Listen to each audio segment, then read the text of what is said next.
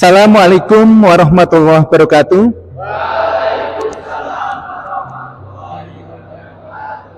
Selamat pagi anak-anak.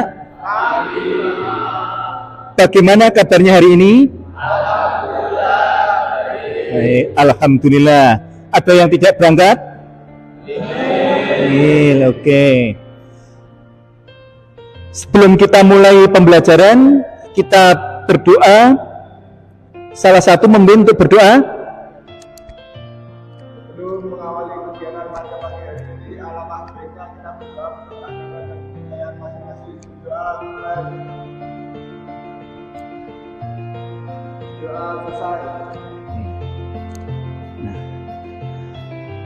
Terima kasih anak-anakku yang saya sayangi dan saya banggakan. Masih ingat dengan pelajaran sebelumnya? Tentang apa? Akhlak terpuji. Ya, akhlak terpuji ini kita bawa sampai nanti di hari akhir ya. Tentu tidak hanya di dunia saja, tetapi sampai kita menemui ajal. Oke.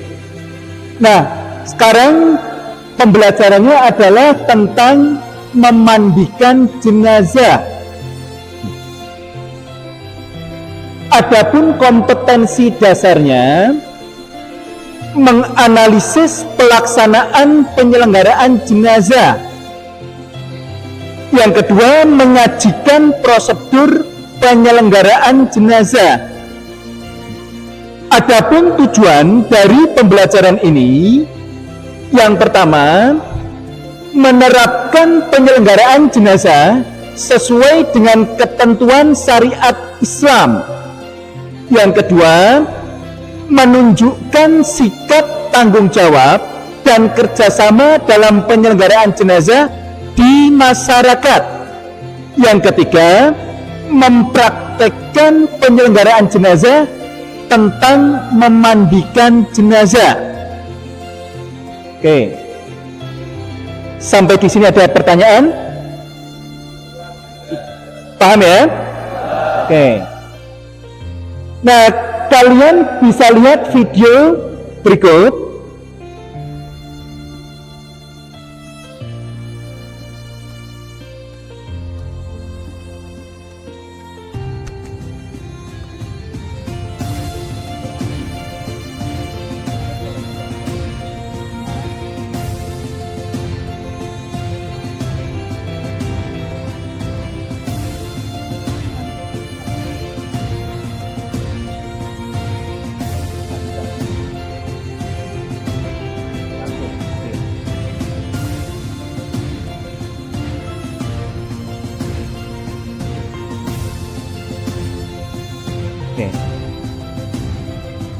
Nah, setelah melihat video,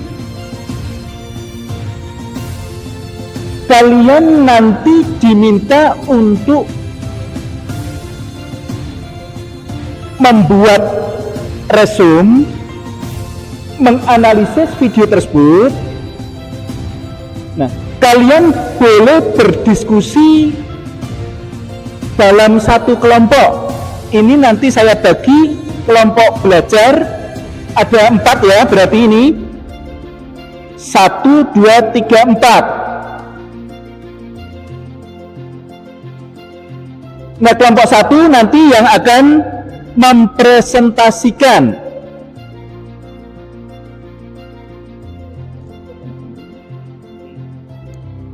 Ya.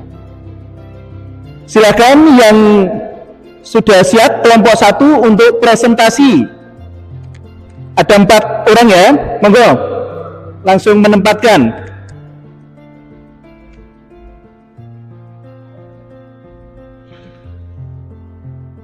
Agak ke sini Mas. Oh ya udah itu.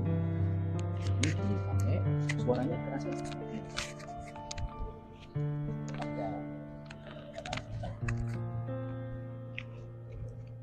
Baik, Assalamualaikum warahmatullahi wabarakatuh.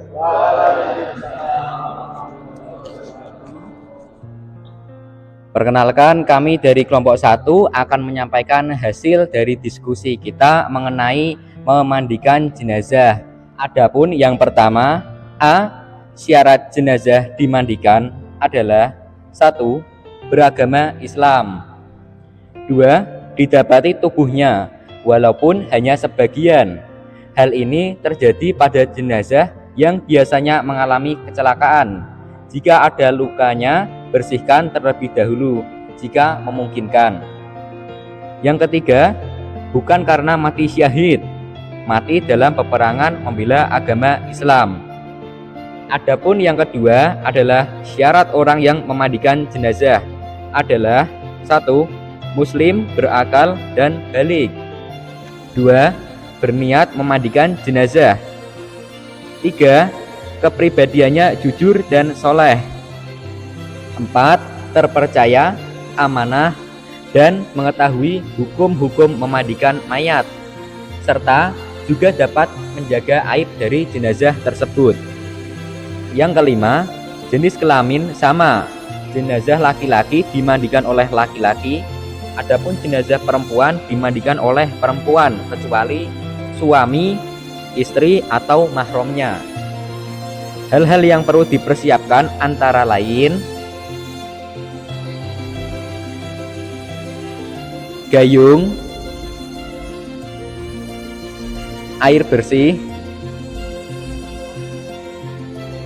sabun mandi, sarung tangan, sedikit kapas, air kapur barus. Adapun yang ketiga, tata cara memandikan jenazah. 1. Jenazah dibaringkan di balai atau tempat lain yang memiliki standar. Hindari terkena hujan, sinar matahari, dan tertutup. Dalam artian tidak terlihat kecuali oleh orang yang memandikan dan mahramnya. Langkah yang kedua, diperintahkan menutupi mayit dengan pakaian yang melindungi seluruh tubuhnya agar auratnya tidak terlihat. Yang ketiga, pihak yang memandikan memakai sarung tangan. Air yang digunakan pun untuk memandikan mayit adalah air suci dan disunahkan mencampurkannya dengan daun bidara atau larutan kapur barus. Yang keempat, menyiram air ke seluruh badan secara merata dari kepala sampai kaki dan disunahkan 3 kali atau lebih dengan mendahulukan anggota badan sebelah kanan lalu bagian kiri. Yang kelima, bersihkan giginya, lubang hidung, lubang telinga, celah ketiaknya, celah jari tangan, dan kaki, serta rambutnya.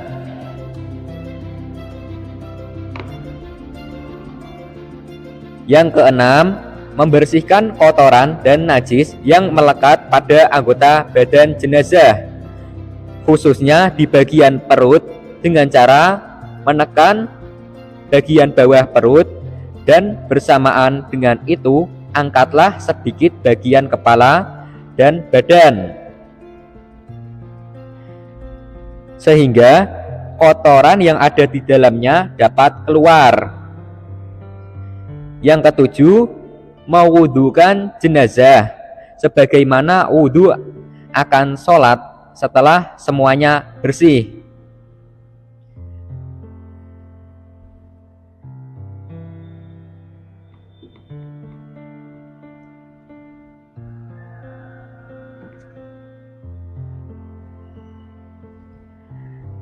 Dan yang kedelapan, terakhir disirami dengan larutan kapur barus dan harum-haruman.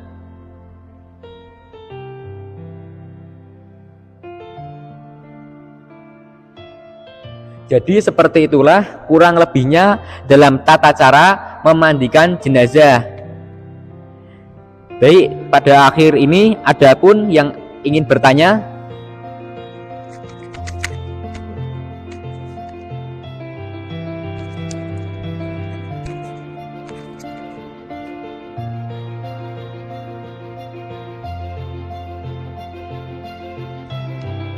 Assalamualaikum warahmatullahi wabarakatuh.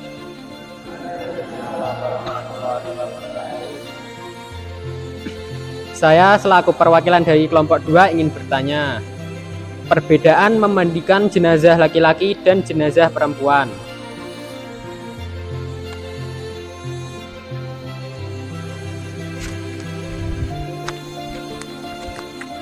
Baik, akan kami jawab pertanyaan dari kelompok 2. Dalam tata cara memandikan jenazah harus menyesuaikan dengan jenazah itu sendiri.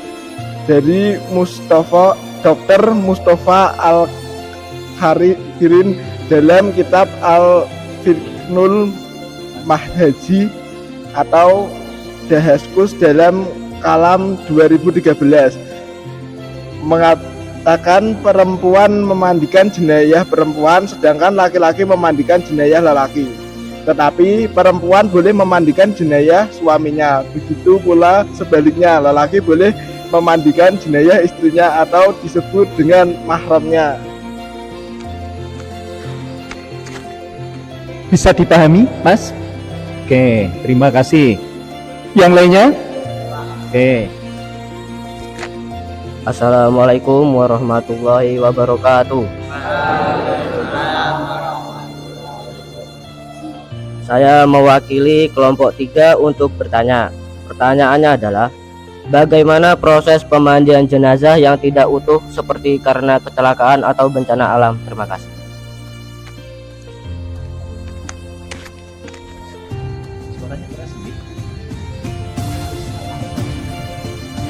Baik, saya jawab dari pertanyaan dari kelompok 3. Bagaimana proses pemandian jenazah yang tidak utuh seperti karena kecelakaan atau bencana alam? Jawabannya adalah, jika seseorang meninggal dalam keadaan kecelakaan lalu lintas dan hancur, dimandikan hanya bagian potongan tubuhnya saja yang masih utuh, walaupun hanya sepotong tangan saja. Cara memandikan jenazah menurut agama Islam hanya mengalirkan air ke bagian tubuh si mayit. Karena memandikan jenazah itu kan hanya mengalirkan air ke tubuh si mayit. Kalau masih mengeluarkan najis, nah itu disumbat biar keluar. Terima kasih. Apa yang disampaikan paham? Oke. Terus yang kelompok 4 ada pertanyaan? Oke. Assalamualaikum warahmatullahi wabarakatuh. Saya perwakilan dari kelompok 4 ingin bertanya, bagaimana pengurusan jenazah terutama dalam hal memandikan terhadap jenazah yang terkena COVID-19? Terima kasih. Ini materi yang sangat bagus ya, terkait dengan keadaan saat ini, yaitu tentang COVID. Silakan dari presentator untuk memberikan jawaban. Oke, terima kasih pertanyaan dari kelompok 4. Di sini saya akan menjawab pertanyaannya, bagaimana pengurusan jenazah terutama dalam hal memandikan terhadap jenazah yang terkena COVID-19. Secara umum, cara memandikan jenazah pasien terpapar COVID-19 yaitu memandikan tanpa membuka pakaian jenazah atau menayamumkan atau tayamum. Jika salah satu dari dua hal ini tidak memungkinkan, maka jenazah itu tidak perlu dimandikan atau ditayamumkan. Petugas yang memandikan wajib berjenis kelamin yang sama dengan jenazah. Akan tetapi, jika tidak ada petugas yang berjenis kelamin sama, maka petugas yang ada tetap memandikan jenazah, tetap memakai pakaian. Kalau tidak, maka jenazah ditayamumkan. Selanjutnya, jika ada najis pada tubuh jenazah yang dimandikan sebelum terpapar COVID-19, maka najis tersebut harus dibersihkan terlebih dahulu. Sementara itu, cara memandikan jenazah yaitu dengan mengucurkan air secara merata ke seluruh tubuh jenazah. Akan tetapi, jika jenazah tidak memungkinkan dimandikan atas pertimbangan ahli terpercaya, maka proses memandikan jenazah dapat diganti dengan tayamum dengan cara mengusap wajah dan kedua tangan jenazah dengan debu sesuai ketentuan syariah. Sebaliknya, jika membahayakan, jenazah tidak perlu dimandikan atau ditayamumkan sesuai ketentuan darurat syariah. Terima kasih. Demikian jawaban yang disampaikan oleh kelompok 1. Dari penanya ada tanggapan? Tidak. Oke. Yang disampaikan paham? Paham, alhamdulillah. Anak-anakku yang saya sayangi dan saya banggakan, demikian presentasi tentang memandikan jenazah dari kelompok 1. Kita berikan aplaus untuk mereka.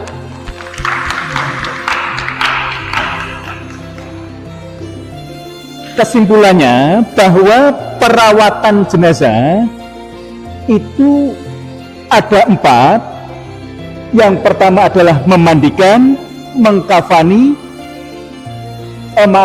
menyolati, kemudian menguburkan.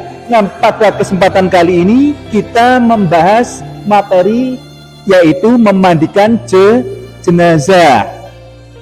Alhamdulillah tadi sudah ada materi advance materi yaitu materi pengembangan, ada jenazah yang tidak utuh akibat kecelakaan ataupun bom yang sekarang ini melanda Bandung ya. Nah, kemudian juga ada COVID, ini juga sudah terangkat. Saya sangat senang sekali. Nah, untuk tugas kalian di rumah nanti kalian membuat catatan tentang materi yang tadi sudah disampaikan, termasuk video-videonya, kemudian kalian praktekkan. Nah, untuk minggu depan kita akan membahas materi berikutnya yaitu tentang mengkafani dan menyolatkan. Ini besok insya Allah kelompok 2. Kelompok 2 siap? Siap, oke, terima kasih. Sebelum saya tutup, ada pertanyaan? Ya, kalau tidak ada, marilah kita tutup pembelajaran ini dengan membaca Alhamdulillah, Alhamdulillahirabbil alamin.